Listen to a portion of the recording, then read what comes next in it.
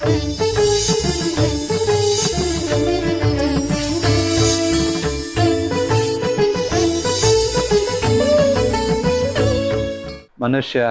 ಜೀವನದಲ್ಲಿ ಯಾರೇ ಇರ್ಬೋದು, ರಾಜ ಇರ್ಬೋದು, ಪ್ರಜೆ ಇರ್ಬೋದು, ಬೇರೆ ಬೇರೆ ವೃತ್ತಿ ಪ್ರವೃತ್ತಿಯಲ್ಲಿರ್ಬೋದು. ಪ್ರತಿಯೊಬ್ಬನೂ ತನ್ನ ಜೀವಿತದಲ್ಲಿ ತಾನೇ ಎಲ್ಲವನ್ನ ತಿಳಿದುಕೊಂಡಿದ್ದೀನಿ ಅಂತ ಹೇಳಿ ಬದುಕಲಿಕ್ಕೆ ಸಾಧ್ಯ ಇಲ್ಲ. ಪ್ರತಿಯೊಬ್ಬ ಮನುಷ್ಯನಿಗೂ ತನ್ನ ಜೀವನವನ್ನು ಯಶಸ್ವಿಯಾಗಿ ಮತ್ತು ಅಂತಿಮವಾಗಿ ಯಶಸ್ಸನ್ನು ಗಳಿಸ್ಕೊಳ್ಳಿಕ್ಕೆ, ಮಾರ್ಗವನ್ನು, ಗುರಿಯನ್ನು ತಲುಪಲಿಕ್ಕೆ ಒಂದು ಉತ್ತಮವಾದಂಥ ಮಾರ್ಗದರ್ಶನ ಬೇಕೇ ಬೇಕಾಗತ್ತೆ. ನಾವೆಲ್ಲರೂ ಚಿಕ್ಕ ವಯಸ್ಸಿನಿಂದಲೂ ತಿಳಿದುಕೊಂಡಿರುವಂಥದ್ದು, ನಮ್ಮ ಜೀವನವನ್ನು ಸರಿಯಾದ ಮಾರ್ಗದಲ್ಲಿ ನಡೆಸ್ಕೊಂಡು ಹೋಗಬೇಕು ಅಂತ ಹೇಳಿದ್ರೆ ಉತ್ತಮವಾದಂಥ ಗುರುವಿನ ಒಂದು ಸಂಗತಿ ಬೇಕೇ ಬೇಕು ಅಂತ ಹೇಳಿದ್ದಾರೆ. ನಮ್ಮ ಒಂದು ಬಾಲ್ಯದಿಂದಲೂ ನಾವೆಲ್ಲರೂ ಕೇಳಿ ಬೆಳೆದಂಥ ಸೂತ್ರಗಳು ಅಂತ ಹೇಳಿದ್ರೆ ಮನೆಯೇ ಮೊದಲ ಪಾಠಶಾಲೆ ಅನ್ನುವಂಥದ್ದು. ನಾವು ಹುಟ್ಟಿದಾಗ ಪ್ರತಿಯೊಂದು ಮಾತು ಆಡುವುದರಿಂದ ಹಿಡಿದು ನಡೆಯುವುದರಿಂದ ಮತ್ತು ಒಳ್ಳೆಯದನ್ನು ಕೆಟ್ಟದನ್ನು ಅರಿವು ಬರುವುದೆಲ್ಲವನ್ನ ತಂದೆ ತಾಯಿಗಳ ಒಂದು ಮಾರ್ಗದರ್ಶನದಲ್ಲಿ ನಾವು ಪಡಿತೇವೆ. ಒಂದು ರೀತಿಯಲ್ಲಿ ತಂದೆ ತಾಯಿಗಳು ಈ ಜನ್ಮಕ್ಕೆ ಎಷ್ಟು ಕಾರಣರಾಗಿದ್ದಾರೋ ಅಷ್ಟೇ ನಮ್ಮ ಜೀವನದ ಸಂಸ್ಕಾರವನ್ನ ಆರಂಭದಲ್ಲಿ ಕೊಡುವಂಥವರು ತಂದೆ ತಾಯಿಗಳು. ಆ ನಿಟ್ಟಿನಲ್ಲಿ ಆ ಒಂದು ಗುರುವಿನ ಸ್ಥಾನದಲ್ಲಿ ತಂದೆ ತಾಯಿಗಳು ಇದ್ದುಕೊಂಡು ನಮ್ಮ ಮನೆಯಲ್ಲಿ ನಾವು ನಡೆಯುವಂಥ ಎಲ್ಲ ವ್ಯವಹಾರದಲ್ಲಿ ಯಾವ ರೀತಿ ನಾವು ಸುಸಂಸ್ಕೃತರಾಗಿ ಬೆಳಿಬೇಕು ಅನ್ನುವಂಥ ಆ ಮಾರ್ಗದರ್ಶನವನ್ನು ನಮ್ಮ ತಂದೆ ತಾಯಿಗಳು ಕೊಡ್ತಾರೆ. ಹಾಗೆ ಆ ಮೊದಲ ಪಾಠಶಾಲೆ ಆಗಿರೋದ್ರಿಂದ ಎಲ್ಲ ವ್ಯವಹಾರ ಜ್ಞಾನವನ್ನ ನಮ್ಮ ಗುರು ಹಿರಿಯರು ಮನೆಯಲ್ಲಿರುವಂಥ ಬಂಧುಗಳು ಹೇಳಿಕೊಡ್ತಾರೆ. ಆ ನಂತರ ಶಾಲೆ, ಕಾಲೇಜು ಇತ್ಯಾದಿಗಳು ಬಂದಾಗ ನಮ್ಮ ಜೀವನದಲ್ಲಿ ವ್ಯವಹಾರ, ನಮ್ಮ ಬುದ್ಧಿಮತ್ತೆಯನ್ನು ಯಾವ ರೀತಿ ಬೆಳೆಸ್ಕೊಳ್ಬೇಕು, ಯಾವುದರಲ್ಲಿ ಅದನ್ನು ಬಳಸ್ಕೊಳ್ಬೇಕು, ಯಾವ ಒಂದು ವಿಷಯದಲ್ಲಿ ಮುಂದೆ ಹೋಗಿ ನಾವು ಯಶಸ್ಸನ್ನು ಅಥವಾ ಉದ್ಯಮವನ್ನು ಮಾಡಲಿಕ್ಕೆ ಸಾಧ್ಯ ಇದೆ ಎನ್ನುವಂಥದ್ದನ್ನು ವಿದ್ಯೆ ಮೂಲಕ ಹೇಳ್ಕೊಡ್ತಾರೆ. ಆ ನಿಟ್ಟಿನಲ್ಲಿ ನಮಗೆ ಯಾರು ಪಾಠ ಹೇಳಿಕೊಡ್ತಾರೆ ಅವರೂ ಸಹ ಆ ಗುರುವಿನ ಸ್ಥಾನದಲ್ಲಿ ಇರ್ತಾರೆ. ಆ ನಂತರ ಸನ್ಮಿತ್ರರು ನಮ್ಮ ಜೀವನದಲ್ಲಿ ಬಾಲ್ಯದಿಂದ ಹಿಡಿದು ಆ ಜೀವನ ಪರ್ಯಂತ ನಮ್ಮ ಸಂಗತಿಯಲ್ಲಿ ಇರುವಂಥವ್ರು ಅಂತ ಹೇಳಿದ್ರೆ ಮಿತ್ರರು. ಆ ಮಿತ್ರನಾದಂಥವರು ಒಳ್ಳೆಯವರಾಗಿದ್ದರೆ ನಮಗೆ ನಮ್ಮ ಮಾರ್ಗದಲ್ಲಿ ಯಾವಾಗಲೂ ಪ್ರತಿ ಹೆಜ್ಜೆಗೂ ನಮ್ಮನ್ನು ಆದಿ ತಪ್ಪದ ರೀತಿಯಲ್ಲಿ ಸುಸಂಸ್ಕೃತನಾಗಿದ್ದುಕೊಂಡು ತನ್ನ ಅಭಿಲಾಷೆಗಳು ಅಥವಾ ತನ್ನ ಉನ್ನತಿಯನ್ನು ಬಯಸೋದ್ರ ಜೊತೆಗೆ ಮಿತ್ರನ ಉನ್ನತಿಯನ್ನು ಬಯಸುವಂಥವನು ಸನ್ಮಿತ್ರನಾಗಿರ್ತಾನೆ. ಆ ನಿಟ್ಟಿನಲ್ಲಿ ಅವನೂ ಸಹ ಒಳ್ಳೆಯ ಒಂದು ಜೀವನದ ಯಶಸ್ಸನ್ನು ಗಳಿಸಲಿಕ್ಕೆ ಕಾರಣನಾಗೋದ್ರಿಂದ ಮಿತ್ರನೂ ಸಹ ಗುರುವಿನ ಸ್ಥಾನದಲ್ಲಿ ಇರ್ತಾರೆ. ಹಾಗೆ ಮನುಷ್ಯ ಜೀವನ ಒಂದು ಇರುವಂಥದ್ದೇ ಆತ್ಮೋನ್ನತಿಯನ್ನು ಹೊಂದಲಿಕ್ಕೆ ಅಂತೇಳಿ. ಆ ಆತ್ಮೋನ್ನತಿಯನ್ನ ಅವರು ಮೋಕ್ಷ ಅಂತ ಹೇಳ್ಬೋದು, ಮುಕ್ತಿ ಅಂತ ಹೇಳ್ಬೋದು, ಅಥವಾ ಕೆಲವರು ಆ ಭಗವಂತನ ಪಾದದಲ್ಲಿ ನಾವು ಶರಣಾಗುವುದು ಅಂತ ಹೇಳ್ಬೋದು, ಲೀನನಾಗುವುದು ಅಂತ ಹೇಳುದು. ಅವರವರ ಅಭಿರುಚಿ ಅಥವಾ ಅವರವರ ಧರ್ಮದ ಒಂದು ಸಿದ್ಧಾಂತಕ್ಕೆ ಅನುಸಾರವಾಗಿ ಮುಕ್ತಿಯ ಬಗ್ಗೆ ಹೇಳಿರ್ಬೋದು. ಆ ಸ್ಥಾನವನ್ನು ಹೊಂದಬೇಕು ಅಂತ ಹೇಳಿದ್ರು ಸಹ ನಮ್ಮ ಆಧ್ಯಾತ್ಮ ಜೀವನವನ್ನ ವಿಕಾಸ ಮಾಡಿಕೊಳ್ಳಿಕ್ಕೆ, ಅದನ್ನ ಹೆಚ್ಚು ಅಭಿವೃದ್ಧಿಗೊಳಿಸ್ಲಿಕ್ಕೆ ಒಬ್ಬರು ಗುರುಗಳು ಇರಲೇಬೇಕು ಅಂತ ಹೇಳ್ತಾರೆ. ಆ ಗುರುಗಳಿದ್ರೆ ನಮ್ಮ ಆತ್ಮೋನ್ನತಿ ಅದು ಒಂದು ಜನ್ಮದಲ್ಲಿರ್ಬೋದು, 2 ಜನ್ಮ ಇರ್ಬೋದು, ಅನೇಕ ಜನ್ಮಗಳಲ್ಲಾದರೂ ಸಹ ಈ ಜೀವನು ಪರಮಾತ್ಮನಾಗುವಂಥ ವಿದ್ಯೆಯನ್ನು ಹೇಳ್ಕೊಡ್ಲಿಕ್ಕೆ ಆ ಗುರುವಿನ ಸ್ಥಾನದಲ್ಲಿರುವಂಥವ್ರು ಒಬ್ಬ ಗುರುಗಳು ಬೇಕೇ ಬೇಕು ಅಂತ ಹೇಳ್ತಾರೆ. ಆ ನಿಟ್ಟಿನಲ್ಲಿ ಅಂತ ಒಂದು ಒಳ್ಳೆಯ ಗುರುಗಳಿದ್ರೆ ನಮ್ಮ ವ್ಯವಹಾರದಲ್ಲಿ ನಮ್ಮ ಬಂಧು ಮಿತ್ರರು, ತಂದೆ ತಾಯಿಗಳು, ಶಿಕ್ಷಕರು ಇವರೆಲ್ಲ ಯಾವ ಪಾತ್ರವನ್ನು ಹೊಂದಿರುತ್ತಾರೋ ಹಾಗೆ ಈ ಜೀವ ಆತ್ಮನು ಪರಮಾತ್ಮನಾಗುವಂಥ ವಿದ್ಯೆಯನ್ನ ಯಾರು ಹೇಳ್ಕೊಡ್ತಾರೋ ಅಂತ ಆಧ್ಯಾತ್ಮ ಗುರು ಮೋಕ್ಷಕ್ಕೆ ಕಾರಣ ಆಗಿರ್ತಾನೆ. ಅಂತ ಗುರು ನಮ್ಮ ಜೀವನದಲ್ಲಿ ಒಬ್ಬರಾದ್ರೂ ಇರಬೇಕು. ನಾವು ಈ ಜೀವನದಲ್ಲಿ ಬಹಳಷ್ಟು ಕಲಿಯುವಂಥ ವಿಚಾರಗಳಿರ್ತವೆ. ಕೇವಲ 4 ಜನರಿಂದ ನಾವು ಮಾತ್ರ ಕಲಿಯುವಂಥದ್ದು ನಮ್ಮ ಜೀವನ ಅವರಿಂದ ಮಾತ್ರ ಶ್ರೇಷ್ಠವಾಗಿದೆ ಅಂತ ಹೇಳಿದ್ರೆ ಅದು ತಪ್ಪಾಗಿರ್ತಾರೆ. ಯಾಕೆಂದ್ರೆ ನಮ್ಮ ಜೀವನದ ಅನೇಕ ಪ್ರಸಂಗಗಳಲ್ಲಿ ಅನೇಕ ಜನರಿಂದ ಒಂದೊಂದು ವಿಚಾರಗಳನ್ನು ನಾವು ಕಲಿಯುವಂಥದ್ದು ಸಿಗುತ್ತೆ. ನಾವು ಅಂಗಡಿಗೆ ಹೋದಾಗ ಅಲ್ಲಿ ಅನೇಕ ವಿಚಾರಗಳನ್ನ ಕಲಿಬಹುದು, ಮಾರುಕಟ್ಟೆಯಲ್ಲಿ ಹೋದಾಗ ಅಲ್ಲಿ ಕಲಿಬಹುದು, ಕೃಷಿ ಮಾಡುವಂಥ ರೈತನಿಂದ ಕಲಿಬಹುದು, ನಾವು ಇರುವಂಥ ಪರಿಸರದಿಂದ ಕಲಿಬಹುದು, ಪ್ರಕೃತಿಯಲ್ಲಿ ಇದ್ದುಕೊಂಡು ಪ್ರಕೃತಿಯ ವಿಷಯ ವಸ್ತುಗಳನ್ನು ನೋಡಿದಾಗ ಅದರಿಂದ ಕಲಿಬಹುದು. ಹೀಗೆ ಕಲಿಕೆಗೆ ಅನೇಕ ಅವಕಾಶಗಳು ಮತ್ತು ಆದ್ಯತೆಗಳು ಇರೋದ್ರಿಂದ ಕೇವಲ ಮನುಷ್ಯ ತಾನು ಮಾತ್ರ ಸರ್ವಶ್ರೇಷ್ಠ ತನ್ನ ಶಕ್ತಿಯಿಂದ ಆಗಿದ್ದಾನೆ ಅಂತ ಹೇಳಿದ್ರೆ ಅದು ತಪ್ಪಾಗುತ್ತೆ. ಆ ನಿಟ್ಟಿನಲ್ಲಿ ಆ ಗುರುವಿನ ಸ್ಥಾನದಲ್ಲಿ ಯಾರೆಲ್ಲ ನಮ್ಮ ಜೀವನದಲ್ಲಿ ಇರ್ತಾರೋ ಅವರ ಮಾರ್ಗದರ್ಶನ ತುಂಬಾ ಸರ್ವಶ್ರೇಷ್ಠವಾಗಿರುವಂಥದ್ದು. ಗುರು ಇಲ್ಲದೆ ಇದ್ರೆ ನಮ್ಮ ಜೀವನ ಶುರು ಆಗುವುದಿಲ್ಲ ಅಂತ ಹೇಳ್ತಾರೆ. ಆ ನಿಟ್ಟಿನಲ್ಲಿ ನಮ್ಮ ಭಾರತೀಯ ಸಂಸ್ಕೃತಿಯಲ್ಲಿ ಗುರುವಿನ ಸ್ಥಾನವೇ ಅತ್ಯಂತ ಉತ್ಕೃಷ್ಟವಾಗಿರುವಂಥದ್ದು. ಯಾಕೆಂದ್ರೆ ಆ ಗುರು ಅಜ್ಞಾನವನ್ನು ದೂರ ಮಾಡ್ತಾನೆ. ಕತ್ತಲೆ ರೂಪಿ ಇರುವಂತ ಅಜ್ಞಾನವನ್ನ ದೂರ ಮಾಡಿ ಬೆಳಕಿನ ರೂಪದ ಸುಜ್ಞಾನವನ್ನ ನಮ್ಮ ಅಂತರಂಗದಲ್ಲಿ ಉಂಟು ಮಾಡ್ತಾರೆ. ಅದಕ್ಕೆ ಅಜ್ಞಾನ ತಿಮಿರಾಂಧಾನಂ ಜ್ಞಾನಾಂಜನ ಶಲಾಕೆಯ ಚಕ್ಷುರೋನ್ಮೀಲಿತಮೇನ ತಸ್ಮೈ ಶ್ರೀ ಗುರುವೇ ನಮಃ ಅಂತಾರೆ. ಅಂದ್ರೆ ನಾವು ಕಣ್ಣುಗಳಿಂದ ಪ್ರಪಂಚವನ್ನು ನೋಡ್ತಿರ್ಬೋದು, ಆದ್ರೆ ನಾವು ನೋಡ್ತಿರುವ ಪ್ರಪಂಚದಲ್ಲಿ ಇರುವಂತ ಉಳುಕುಗಳು ಅಥವಾ ಒಳಿತುಗಳನ್ನ ಸರಿಯಾಗಿ ಅರ್ಥ ಮಾಡ್ಕೊಳ್ಬೇಕು ಅಂತ ಹೇಳಿದ್ರೆ ಅದಕ್ಕೆ ಜ್ಞಾನ ಬೇಕಾಗತ್ತೆ. ಅದಕ್ಕೆ ಜ್ಞಾನಾಂಜನ ಶಲಾಕೆಯ ಜ್ಞಾನವೆಂಬ ಶಲಾಕೆಯಿಂದ ನಮ್ಮ ಅಂತರಂಗ ಚಕ್ಷುವನ್ನ ತೆಗೆಯುವಂತ ಅವ್ರು ಯಾರು ಅಂತ ಹೇಳಿದ್ರೆ ಅವರು ನಮ್ಮ ಆಧ್ಯಾತ್ಮ ಗುರುಗಳಿರ್ತಾರೆ. ಅಂತ ಗುರುಗಳು ನಮಗೆ ಅನಾದಿ ಕಾಲದಿಂದ ಅಂಟುಕೊಂಡಿರುವಂತ ಯಾವ ಅಜ್ಞಾನ ಇದೆ ಆ ಅಜ್ಞಾನವನ್ನು ದೂರ ಮಾಡಿ ಸುಜ್ಞಾನದ ಜ್ಯೋತಿಯನ್ನ ನಮ್ಮ ಅಂತರಂಗದಲ್ಲಿ ಬೆಳೆಸ್ತಾರೆ. ಹಾಗಾಗಿ ನಮ್ಮ ಜೀವನದಲ್ಲಿ ಗುರುವಿನ ಸ್ಥಾನವನ್ನ ಯಾವಾಗಲೂ ಮನಸ್ಸಿನಲ್ಲಿ ಯಾವಾಗಲೂ ಅವರ ಶ್ರೇಷ್ಠತೆಯನ್ನ ನಾವು ಇಟ್ಕೋಬೇಕು. ಅದಕ್ಕಾಗಿ ಕಬೀರ್ ದಾಸರು ಹೇಳ್ತಾರೆ, ಗುರು ಗೋವಿಂದ ದೋನು ಕಡೆ ಕಾಕೆ ಲಾಗು ಪಾಯ್ ಬಲಿಹಾರಿ ಗುರು ಆಪನೆ ಗೋವಿಂದ ದಿಯೋ ಬತಾಯ್. ಅಂದ್ರೆ ಭಗವಂತ ಮತ್ತು ಗುರುಗಳು ಒಮ್ಮೆ ಏನಾದರೂ ಒಟ್ಟಿಗೆ ನಿಂತುಕೊಂಡ್ರೆ ನಾನು ಯಾರಿಗೆ ನಮಸ್ಕಾರ ಮಾಡಬೇಕು ಅನ್ನುವಂಥ ಪ್ರಶ್ನೆಯನ್ನ ಶಿಷ್ಯ ಕೇಳಿದಾಗ ಆ ಶಿಷ್ಯನಿಗೆ ಗುರುಗಳು ಹೇಳ್ತಾರೆ, ನೀನು ಏನಾದರೂ ಮೊದಲು ನಮಸ್ಕಾರ ಮಾಡಬೇಕು ಅಂತ ಹೇಳಿದ್ರೆ ನಿನ್ನ ಯಾರ ಗುರುಗಳಿದ್ದಾರೆ ಅವರಿಗೆ ಮೊದಲು ನಮಸ್ಕಾರ ಮಾಡಬೇಕು.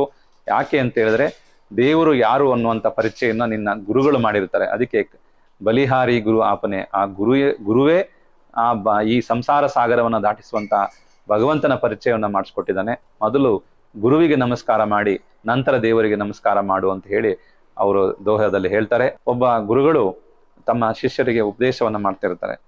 ಅವಾಗ ಆ ಶಿಷ್ಯರು ಗುರುಗಳನ್ನ ಕೇಳ್ತಾರೆ, ಗುರುಗಳೇ ನೀವು ನಮ್ಗೆ ತುಂಬಾ ಉಪಕಾರ ಮಾಡಿದ್ದೀರಾ, ಇಷ್ಟು ಜನರಿಗೆ ನೀವು ಶಿಷ್ಯರನ್ನ ಇಟ್ಕೊಂಡು ವಿದ್ಯಾಭ್ಯಾಸವನ್ನ ಮಾಡಿಸ್ತಿದ್ದೀರಾ, ಹಾಗಾದ್ರೆ ನೀವು ಇಷ್ಟು ವಿದ್ವಾಂಸರಾಗಿದ್ದೀರಾ ಅಂದ್ರೆ ನಿಮಗೆ ಎಷ್ಟು ಒಳ್ಳೆಯ ಗುರುಗಳು ಸಿಕ್ಕಿರ್ಬೋದು, ನಿಮಗೆ ಎಷ್ಟು ಜನ ನಿಮ್ಗೆ ಈ ರೀತಿಯ ಒಂದು ಸ್ಥಾನವನ್ನು ತಲುಪಲಿಕ್ಕೆ ಉಪಕಾರ ಮಾಡಿದ್ದಾರೆ ಅನ್ನುವಂಥದ್ದನ್ನ ಕೇಳ್ತಾರೆ ಶಿಷ್ಯರು.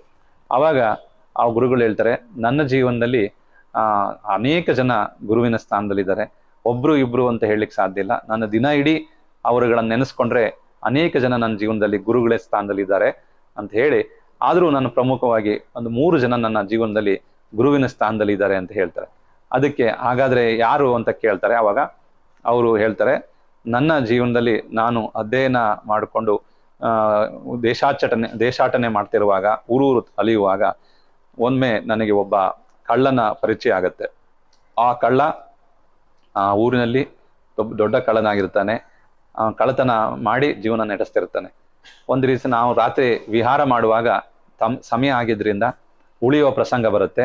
ಆದ್ರೆ ಎಲ್ಲೂ ಜಾಗ ಹುಡುಕ್ದಿದ್ದಾಗ ನನಗೆ ಆ ಕಳ್ಳನ ಒಂದು ಭೇಟಿ ಆದಾಗ ಕಳ್ಳನ ಹತ್ರ ಕೇಳ್ತೀನಿ, ನನಗೆ ಇಲ್ಲೆಲ್ಲಾದ್ರೂ ಉಳಿಲಿಕ್ಕೆ ಒಂದು ಅವಕಾಶ ಕೊಡು ರಾತ್ರಿ ಒಂದು ದಿವಸಕ್ಕೆ ಅಂತ ಹೇಳಿದಾಗ ಆ ಕಳ್ಳ ಹೇಳ್ತಾನೆ, ನನ್ನ ಜಾಗದಲ್ಲಿ ನೀವು ಉಳಿಬಹುದು, ಆದ್ರೆ ಒಂದು ವಿಷಯ ಏನಂದ್ರೆ ನಾನು ಕಳ್ಳ ಇದ್ದೇನೆ, ಕಳ್ಳತನ ಮಾಡಿ ಬದುಕ್ತೇನೆ, ನಿಮಗೇನು ತೊಂದರೆ ಇಲ್ಲ, ಅಭ್ಯಂತರ ಇಲ್ಲ ಅಂತ ಹೇಳಿದ್ರೆ ನೀವು ನನ್ನ ಜೊತೆಗೆ ಬಂದು ಉಳ್ಕೊಳ್ಬಹುದು, ಒಂದು ರಾತ್ರಿ ಇರ್ಲಿಕ್ಕೆ ನಂದೇನು ಅಭ್ಯಂತರ ಇಲ್ಲ ಅಂತಾನೆ.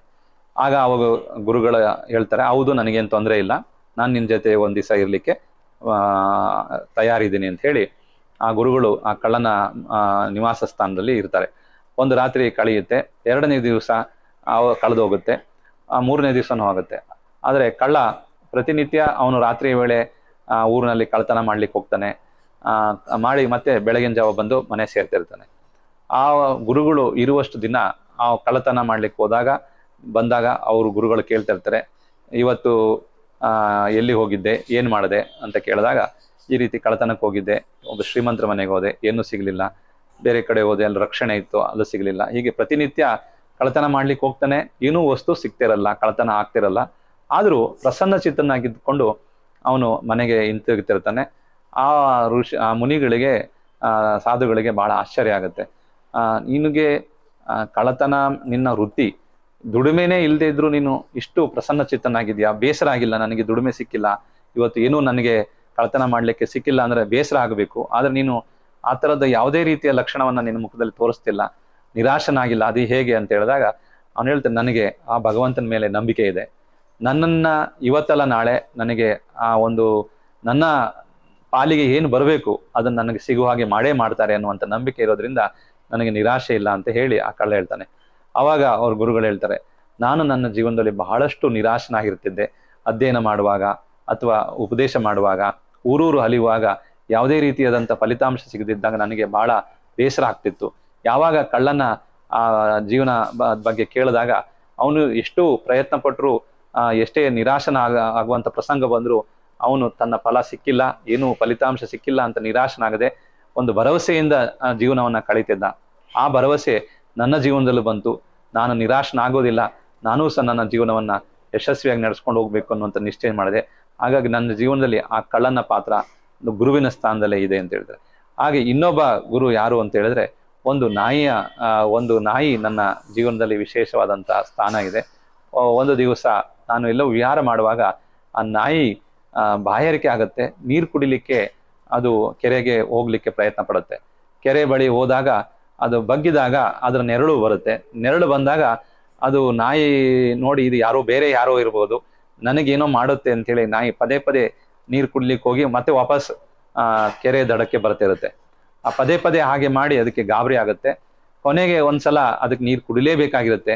ಅದು ಆ ನಾಯಿ ಒಂದೆಡೆ ದಡದಿಂದ ಜೋರಾಗಿ ಆ ಕೆರೆ ಒಳಗೆ ಹಾರುತ್ತಂತೆ. ಹಾರಿ ತನ್ನ ಬಾಯಾರಿಕೆಯನ್ನ ತೀರಿಸ್ಕೊಂಡು ಮತ್ತೆ ವಾಪಸ್ ದಡ ಸೇರುತ್ತಂತೆ. ಅವಾಗ ಅದಕ್ಕೆ ಗುರುಗಳು ಹೇಳ್ತಾರೆ, ಆ ನಾಯಿ ತನ್ನ ಛಲ ಬಿಡ್ಲಿಲ್ಲ, ಎಷ್ಟೇ ಭಯ ಬಂದ್ರು ಕೊನೆಗೆ ಗುರಿ ತಲುಪಲೇಬೇಕು, ನನಗೆ ನನ್ನ ಸಮಸ್ಯೆಯನ್ನ ಪರಿಹಾರ ಮಾಡ್ಕೊಳ್ಳೇಬೇಕು ಅಂತ ಹೇಳಿದಾಗ ತಾನು ಭಯದಿಂದ ದೂರ ಮಾಡ್ಕೊಳ್ಳಿಕ್ಕೆ ಆ ಒಂದು ಸಾಹಸವನ್ನ ಮಾಡಿದ್ರು. ಹಾಗಾಗಿ ನಮ್ಮ ಜೀವನದಲ್ಲಿ ಏನೇ ಸಾಹಸಗಳನ್ನು ಮಾಡೋದಿದ್ರು ಆ ಭಯ ಅಡ್ಡಿ ಬಂದ್ರೆ ಆ ಭಯವನ್ನ ದಾಟಿ ನಾವು ಸಾಹಸವನ್ನ ಮಾಡಲೇಬೇಕಾಗತ್ತೆ, ಗುರಿ ತಲುಪಬೇಕು. ಆ ನಾಯಿಯಿಂದ ನಾನು ಈ ಒಂದು ಸಂದೇಶವನ್ನು ನನ್ನ ಜೀವನದಲ್ಲಿ ಅಳವಡಿಸ್ಕೊಂಡೆ. ಹಾಗೆ ಒಂದು ಮಗು ಜೀವನದಲ್ಲಿ ಆಟ ಆಡ್ತಿರುತ್ತೆ. ಆಟ ಆಡುವಾಗ ಮನೆಯಲ್ಲಿ ಬೆಳಕು ಒಂದು ದೀಪ ಹಚ್ಚಲಿಕ್ಕೆ ಪ್ರಯತ್ನ ಪಡ್ತಿರುತ್ತೆ. ಆ ಮಗುವನ್ನು ನಾನು ಕೇಳ್ತೀನಿ, ನೀನು ಈ ದೀಪವನ್ನು ಹಚ್ಚಿದ್ಯಾ? ಇದಕ್ಕಿಂತ ಮೊದಲು ಹೇಗಿತ್ತು ದೀಪ ಅಂತ ಹೇಳಿದಾಗ ಇದು ಆರಿತ್ತು ಅಂತ ಹೇಳಿ. ಆದ್ರೆ ಮತ್ತೆ ಆರಿದ ಮೊದಲು ದೀಪ ಹತ್ತಿತ್ತು ಅಂದ್ರೆ ಆ ಬೆಳಕು ಎಲ್ಲಿ ಹೋಯ್ತು, ಈಗ ಮತ್ತೆ ನೀನು ಪ್ರಯತ್ನ ಪಡ್ತಿದ್ಯಾ ಅಂತ ಕೇಳ್ತಾರೆ. ಅದಕ್ಕೆ ಆ ಮಗು ಅದು ತನ್ನ ಒಂದು ಬುದ್ಧಿಮತ್ತೆಯಿಂದ ಆ ದೀಪವನ್ನ ಮತ್ತೆ ಹಾರಿಸುತ್ತೆ. ಗುರುಗಳನ್ನ ಕೇಳುತ್ತೆ, ಈಗ ನೀವೇ ಹೇಳಿ, ಈ ಬೆಳಕು ಹತ್ತಿದ ಬೆಳಕು ಆರಿಸಿದ್ದೀನಿ, ಈ ಬೆಳಕು ಎಲ್ಲಿ ಹೋಯ್ತು ಅಂತೇಳಿ. ಅವಾಗ ಅವ್ರ ಗುರುಗಳಿಗೆ ಒಂದು ರೀತಿ ಸಂಕೋಚ ಆಗುತ್ತೆ. ಅಂದ್ರೆ ನಾನು ಎಲ್ಲವನ್ನ ತಿಳಿದುಕೊಂಡಿದ್ದೀನಿ ಅಂತೇಳಿ ಆ ಮಗುವಿನ ಮುಂದೆ ಪ್ರದರ್ಶನ ಮಾಡ್ಲಿಕ್ಕೆ ಹೋದ್ರೆ, ಆದ್ರೆ ಯಾವ ಬೆಳಕು ಎಲ್ಲಿ ಹೋಯ್ತು ಅಂತ ನನಗೇ ಗೊತ್ತಿಲ್ಲ, ಆ ಮಗುವಿನ ಬಳಿ ನಾನು ಕೇಳ್ತಿದ್ದೀನಿ, ಅದು ನನ್ನ ಅಜ್ಞಾನ. ಅಂದ್ರೆ ಎಷ್ಟು ನಮ್ಮ ಜೀವನದಲ್ಲಿ ಕಲೀಲಿಕ್ಕೆ ಬಹಳಷ್ಟು ಇದೆ ಎನ್ನುವಂಥದ್ದು ಆ ಪ್ರಸಂಗದಿಂದ ಗೊತ್ತಾಯ್ತು. ಆ ನಿಟ್ಟಿನಲ್ಲಿ ನನ್ನ ಜೀವನದಲ್ಲಿ ಆ 3 ಪಾತ್ರಗಳು ಬಹಳ ವಿಶೇಷವಾಗಿದೆ ಅಂತ ಹೇಳ್ತಾರೆ. ಅಂದ್ರೆ ನಮ್ಮ ಜೀವನದಲ್ಲೂ ಸಹ ನಾವು ದೊಡ್ಡವರು ತಿಳ್ಕೊಂಡಿದ್ದೀವಿ, ಎಲ್ಲವೂ ನಮಗೆ ಗೊತ್ತಿದೆ ಅನ್ನುವಂಥ ವಿಚಾರಗಳನ್ನ ಬೆಳೆಸ್ಕೊಂಡಿರ್ತೀವಿ. ಆದ್ರೆ ಸಣ್ಣ ಸಣ್ಣ ವಿಚಾರಗಳನ್ನು ಸಹ ನಾವು ಎಷ್ಟೋ ಸಮಯದಲ್ಲಿ ನಾವು ಎಂಥ ಪದವಿಗಳನ್ನ ಪಡೆದಿದ್ರು ಸಹ ಸಣ್ಣ ಜನರಿಂದ, ಅವ್ರು ಯಾವುದೇ ರೀತಿ ವಿದ್ಯಾಭ್ಯಾಸ ಇರದಿರ್ಬೋದು, ಪದವಿ ಇಲ್ದಲಿರ್ಬೋದು, ಆದ್ರೆ ಅನುಭವದಿಂದ ಅವರುಗಳು ಹೇಳುವಂತ ವಿಚಾರಗಳು ನಮ್ಮ ಜೀವನವನ್ನ ಬದಲಾಯಿಸಿಕೊಳ್ಳಲಿಕ್ಕೆ ಸಾಧ್ಯವಾಗುತ್ತೆ. ಹಾಗಾಗಿ ನಮ್ಮ ಜೀವನದಲ್ಲಿ ಯಾವಾಗಲೂ ಗುರುವಿನ ಸ್ಥಾನ ಮಹತ್ವಪೂರ್ಣವಾಗಿದೆ. ಅಂತ ಗುರುವನ್ನ ಎಲ್ಲರೂ ಸಹ ತಮ್ಮ ಜೀವನದಲ್ಲಿ ಒಬ್ಬರನ್ನಾದ್ರೂ ಒಳ್ಳೆಯ ಆಧ್ಯಾತ್ಮ ಗುರುವನ್ನ ತಮ್ಮ ಜೀವನದ ಗುರುವಾಗಿ ಇಟ್ಕೊಳ್ಬೇಕು. ಆವಾಗಲೇ ನಮ್ಮ ನಿಜವಾದ ಗುರಿಯನ್ನ ತಲುಪಲಿಕ್ಕೆ ಸಾಧ್ಯವಾಗುತ್ತೆ. ಗುರುವಿನ ಋಣ ಯಾವಾಗಲೂ ನಮ್ಮ ಮೇಲೆ ಇರಲಿ ಅನ್ನುವಂಥದ್ದನ್ನ ನಾವು ಭಾವಿಸಬೇಕು.